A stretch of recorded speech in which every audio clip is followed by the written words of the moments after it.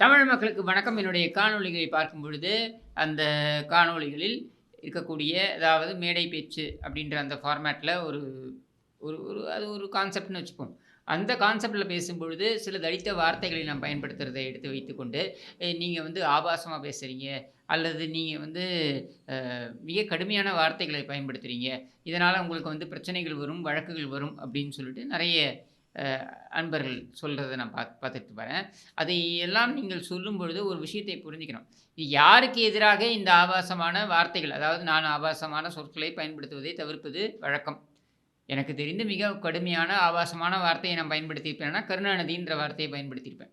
மற்றபடி நான் வந்து மோசமான எந்த வார்த்தையும் நான் பயன்படுத்தியிருக்க மாட்டேன்னு தான் நான் நினைக்கிறேன்.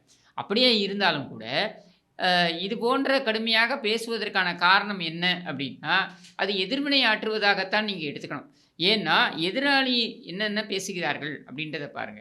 அதாவது திராவிட முன்னேற்றக் கழகத்தினர், அவர்களுடைய பேச்சாளர்கள், முக்கியமாக அவர்களுடைய தலைமை நிலைய பேச்சாளர் என்று பார்க்கப்படக்கூடியவர்கள். அதிலயும் பார்த்தீங்கன்னாக்கா, சமீபத்தில அவர்களுடைய பேச்சாளர் பயிற்சி பட்டறை அப்படின்னு ஒண்ணு நடந்தது.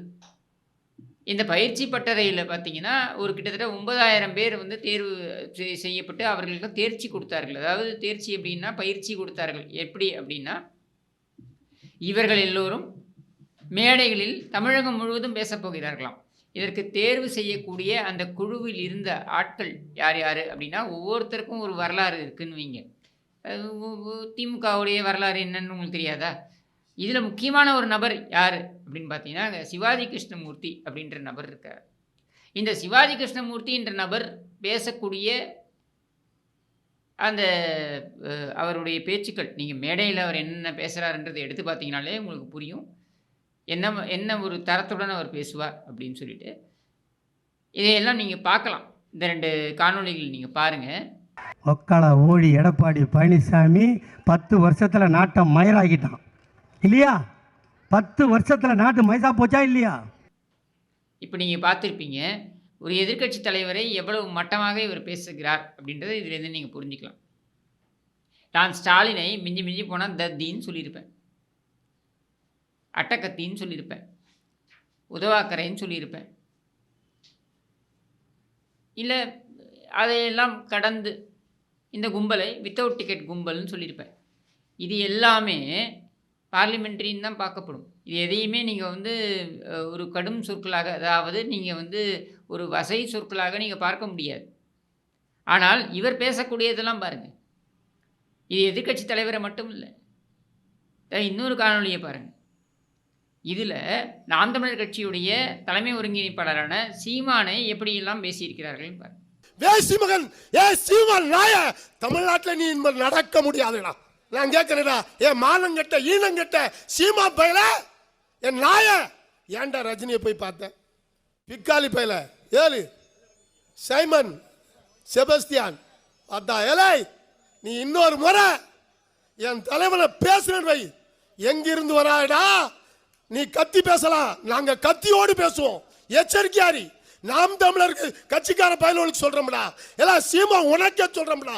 இந்த ராவண நீ கத்தி பேசணும் வை, ஓத்தாடா உன்னை கத்தி கொண்டு பேசுவோம்டா. திருவதிக்கு வந்தா நீ திரும்ப முடியாது. எச்சரிக்கைடா, ஒத்த தொண்டை நான் சொல்றேன்டா. ஓத்தா ஏல் உம்மால சூப்பு வெட்டுவேன், குத்துவேன், உன் கதையை முடிப்பேன். இதுதான் இவர்களுடைய தரம். அப்ப இப்படிப்பட்ட ஒரு தரம் கொண்ட பேச்சாளர்களை நீங்கள் தலைமை நிலைய பேச்சாளர்கள், முக்கியமான பேச்சாளர், அதில் இந்த காணொலியை பாருங்க. ஒரு பெண்ணை மேடையிலேயே வைத்துக்கொண்டு சிவாஜி கிருஷ்ணமூர்த்தி பேசக்கூடிய அந்த பேச்சை பாருங்க. எப்படி வந்ததுன்னு கேட்டார்.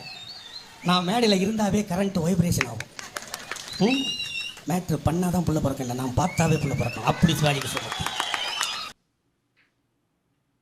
அப்போ இது மாதிரி நான் பார்த்தாலே நீ கர்ப்பமாயிடுவேன்னா என்ன அர்த்தம்? தலைவன் எவ்வழியோ தொண்டனும் அவ்வழின்றது வேற விஷயம். ஆனால் அதுக்காக இப்படியெல்லாமா பேசுறது ஒரு மேடையில்? அதுவும் ஒரு பெண் அமர்ந்திருக்கிறார்.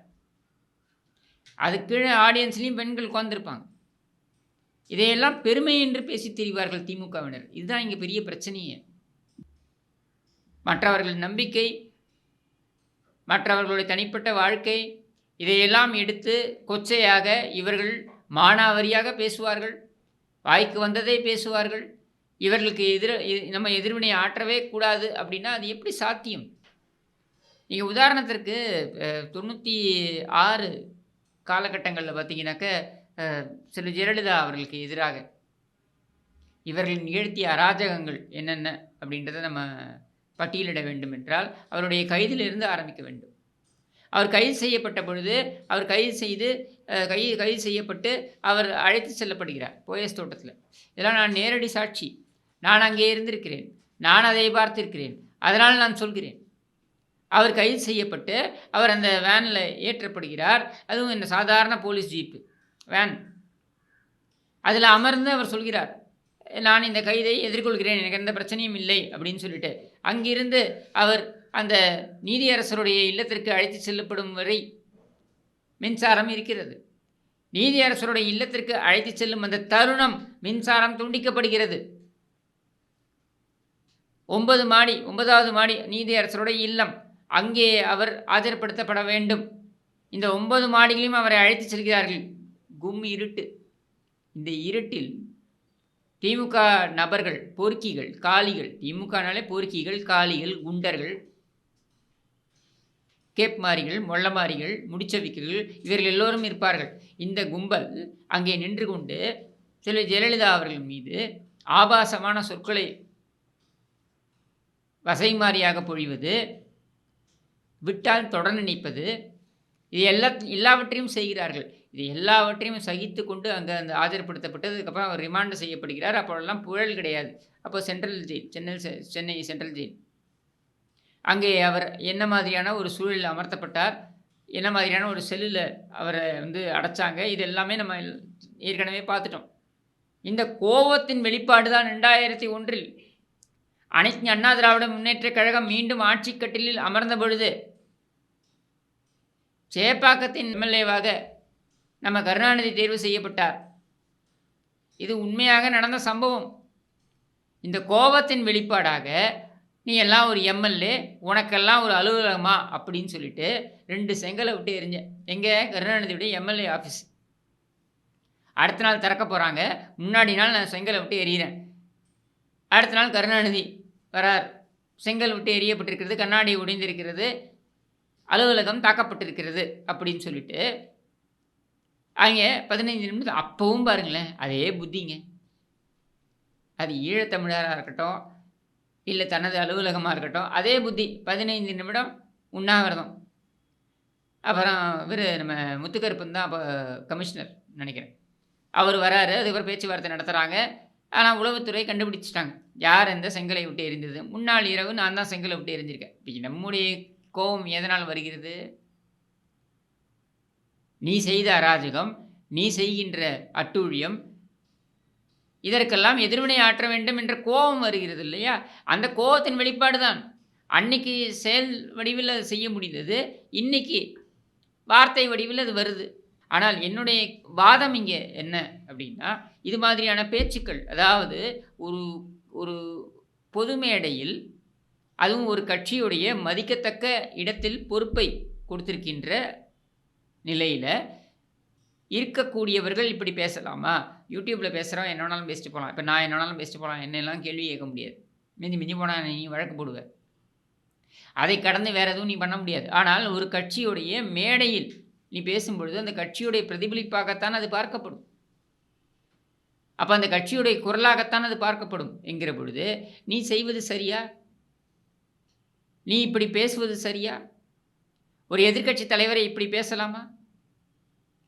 நீங்கள் பார்த்துருப்பீங்க, இதே போல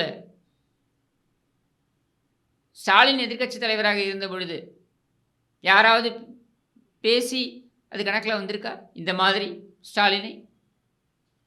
ஆனால் அந்த கட்சியிலே இருக்கக்கூடிய நபர்கள், ஏய் நீ முதலமைச்சராக இருந்தா, என் வீட்டு கக்கூசில் அடைப்பு இருந்தா நீ எடுக்க வரணும் என்று சொன்னவர்கள் இருக்கிறார்கள். யார்? அந்த தமிழன் பிரசனான்னு சொல்லிகிட்டு இருக்கானே, சுற்றிக்கிட்டு இருக்கானே, அவன்தான். என் வீட்டில் அடப்பு வந்தா, கக்கூஸ் அடப்பு வந்தா நீ எடுக்க வரணும் என்று சொன்ன வரலாறும் இருக்கிறது. அவன் மீது வழக்கு பாய்ந்ததா? அவன் வீட்டுக்கு போலீஸ் சென்றதா? அவனை கைது செய்து துன்புறுத்தினார்களா? எதுவுமே இல்லை. இன்னும் சொல்ல வேண்டுமென்றால் அவனை கைது செய்திருக்க வேண்டும். ஏனென்றால் மர்மமான முறையில் அவனுடைய மனைவி இறந்து போனார். தற்கொலை செய்து கொண்டார். அது தற்கொலை செய்து கொண்டாரா, தற்கொலை செய்யப்பட்டாரா நமக்கு தெரியாது. இதற்கெல்லாம் வழக்கு பாய்ந்திருக்க வேண்டும். வழக்கு புகார் கொடுக்கப்பட்டது, வழக்கு பதிவு செய்யப்பட்டது, விசாரணை நடக்கலை. ஏனென்றால் விசாரணை அதிகமாக நடந்திருந்தால் இவர்கள் காழ்ப்புணர்ச்சி, அரசியல் காழ்ப்பு என்றெல்லாம் பேசியிருப்பார்கள். இதெல்லாம் ஏன் சொல்கிறேன்னா, பெருந்தன்மை என்பதற்கும் ஒரு அளவுகோல் இருக்க வேண்டும். எதற்காக பெருந்தன்மையாக இருக்க வேண்டும் என்பதற்கும் ஒரு அளவுகோல் இருக்க வேண்டும். எனக்கு தெரிந்து திரு எடப்பாடி பழனிசாமி அவர்கள் இன்று அதை உணர்ந்திருப்பார் என்று நினைக்கிறேன். மீண்டும் அவருடைய ஆட்சி வரும்பொழுது இந்த பெருந்தன்மை மண்ணாங்கட்டி, இன்னும் பச்சையாக சொல்ல வேண்டுமென்றால், கொச்சையாக சொல்ல வேண்டுமென்றால், இந்த பெருந்தன்மை கருணாநிதியை எல்லாம் விட்டுவிட்டு யார் யாரே எங்கெங்கே வைக்க வேண்டுமோ அங்கே வைப்பார் என்கிற எதிர்பார்ப்பு என்பதை விட ஒரு கோரிக்கையாகவே நான் வைத்து, இது போன்ற ஆபாச பேச்சாளர்களுக்கு, அதாவது திமுகவுடைய ஆபாச பேச்சாளர்களுக்கு